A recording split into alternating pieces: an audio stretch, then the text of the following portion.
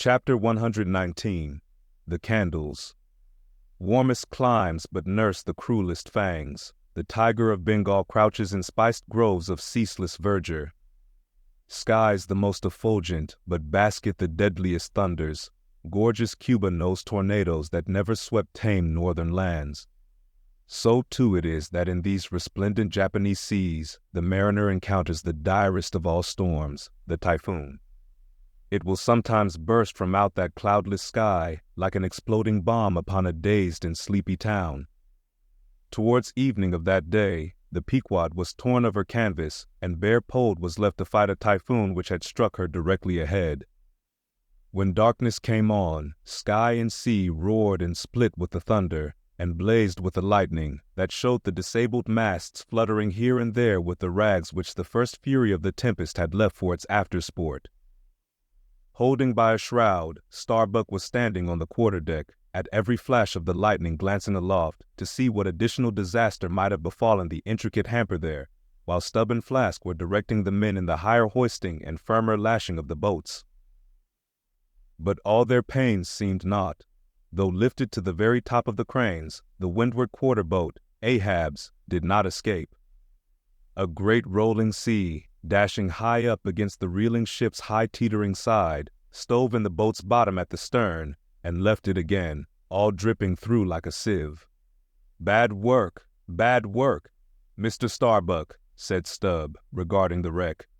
"But the sea will have its way. Stubb, for one, can't fight it. You see, Mr. Starbuck, a wave has such a great long start before it leaps. All round the world it runs, and then comes the spring. But as for me, all the start I have to meet it is just across the deck here.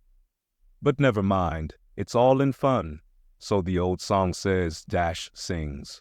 Oh, jolly is the gale, and a joker is the whale, a flourish in his tail. Such a funny, sporty, peacecan, jesty, jokey, hokey-pokey lad is the ocean, oh. The scud all a-flyin', that's his flip only foamin', when he stirs in the spicin', such a funny, sporty, peacecan, jesty, jokey, hokey-pokey lad is the ocean, oh. Thunder splits the ships, but he only smacks his lips, a-tastin' of this flip. Such a funny, sporty, peacecan, jesty, jokey, hokey-pokey lad is the ocean, oh. "Avast, Stubb," cried Starbuck. "Let the typhoon sing, and strike his harp here in our rigging. But if thou art a brave man, thou wilt hold thy peace." "But I am not a brave man. Never said I was a brave man. I am a coward, and I sing to keep up my spirits. And I tell you what it is, Mr. Starbuck, there's no way to stop my singing in this world but to cut my throat. And when that's done, 10 to 1, I sing ye the doxology for a wind-up. Madman, look through my eyes if thou hast none of thine own. What? How can you see better of a dark night than anybody else, never mind how foolish?" "Here," cried Starbuck, seizing Stubb by the shoulder, and pointing his hand towards the weather bow. "Markest thou not that the gale comes from the eastward, the very course Ahab is to run for Moby Dick?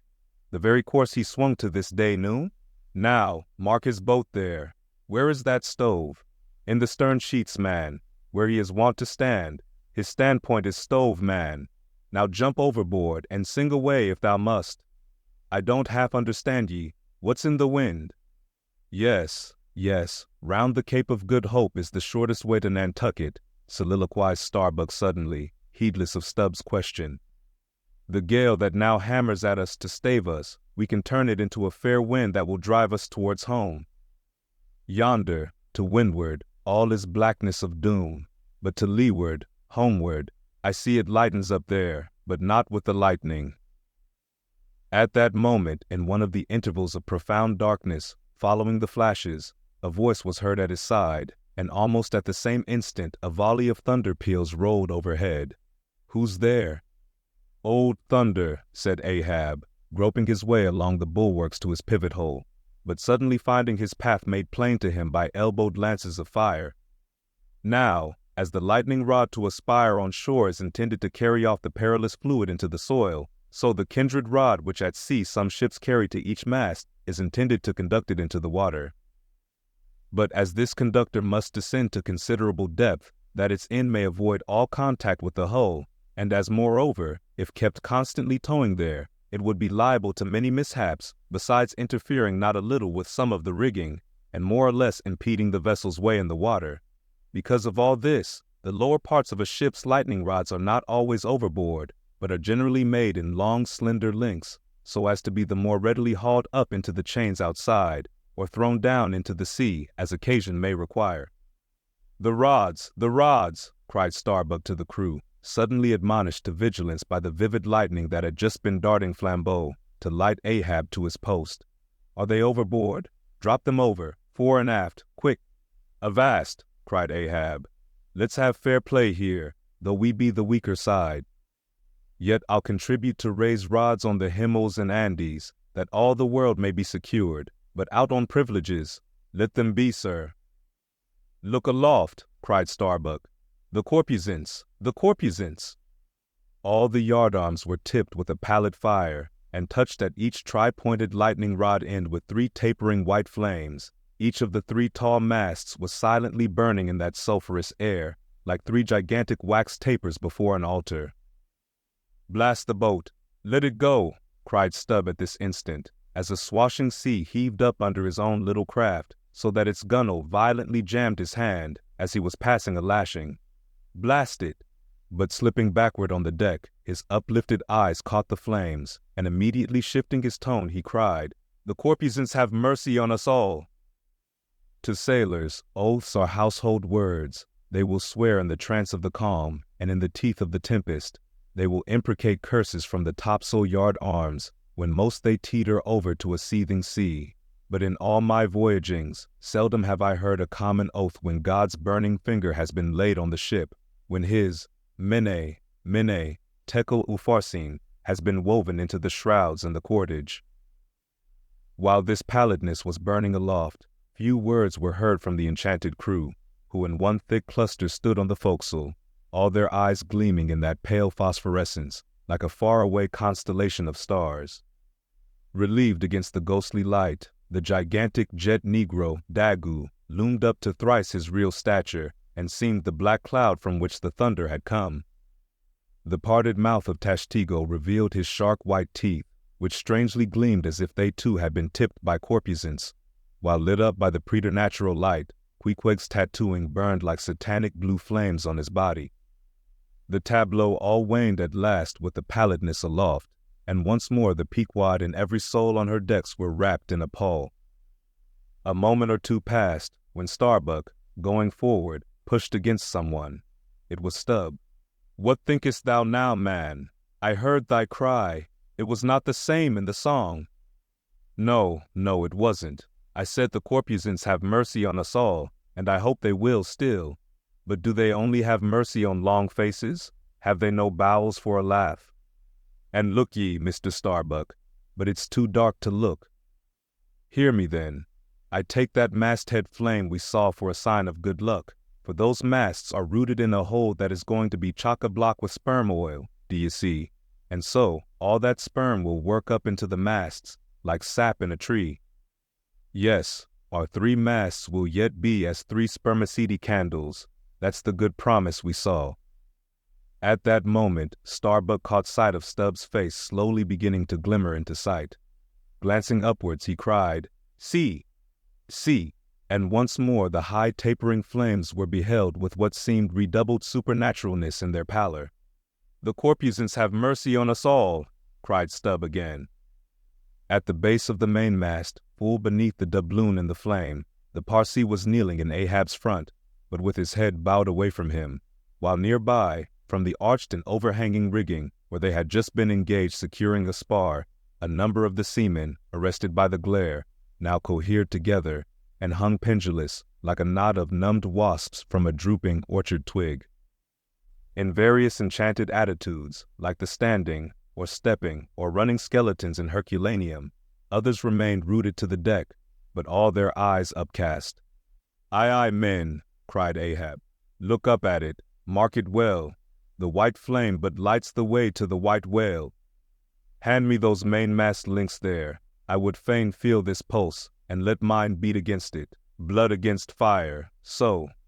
Then turning, the last link held fast in his left hand, He put his foot upon the Parsi, and with fixed upward eye and high-flung right arm, he stood erect before the lofty tri-pointed trinity of flames. "Oh, thou clear spirit of clear fire, whom on these seas I as Persian once did worship, till in the sacramental acts so burned by thee, that to this hour I bear the scar. I now know thee, thou clear spirit, and I now know that thy right worship is defiance. To neither love nor reverence wilt thou be kind, and e'en for hate thou canst but kill, and all are killed. No fearless fool now fronts thee. I own thy speechless, placeless power, but to the last gasp of my earthquake life will dispute its unconditional, unintegral mastery in me. In the midst of the personified impersonal, a personality stands here.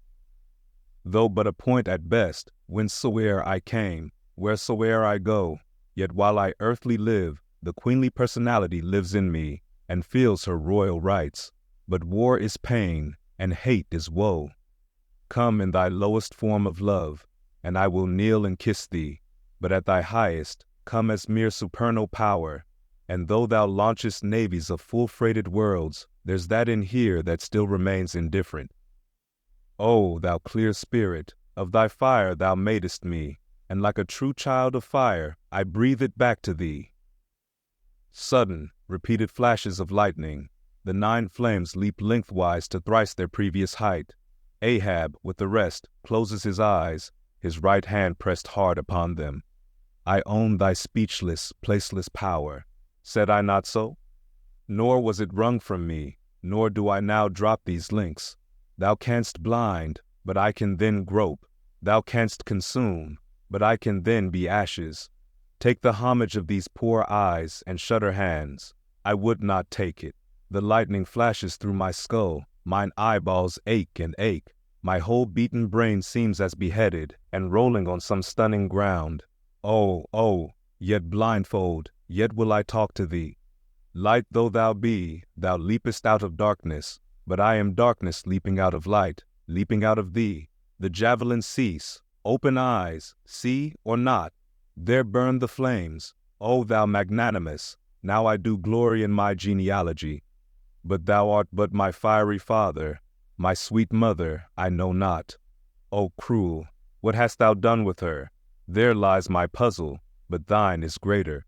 Thou knowest not how came ye, hence callest thyself unbegotten. Certainly knowest not thy beginning, hence callest thyself unbegun. I know that of me, which thou knowest not of thyself, O thou omnipotent. There is some unsuffusing thing beyond thee, thou clear spirit, to whom all thy eternity is but time, all thy creativeness mechanical. Through thee, thy flaming self, my scorched eyes do dimly see it. O thou foundling fire, thou hermit immemorial, thou too hast thy incommunicable riddle, thy unparticipated grief. Here again with haughty agony I read my sire. Leap, leap up, and lick the sky. I leap with thee, I burn with thee, would fain be welded with thee. Defyingly I worship thee. The boat, cried Starbuck. Look at thy boat, old man. Ahab's harpoon, the one forged at Perth's fire, remained firmly lashed in its conspicuous crotch, so that it projected beyond his whaleboat's bow. But the sea that had stove its bottom had caused the loose leather sheath to drop off, and from the keen steel barb there now came a leveled flame of pale, forked fire. As the silent harpoon burned there like a serpent's tongue, Starbuck grasped Ahab by the arm.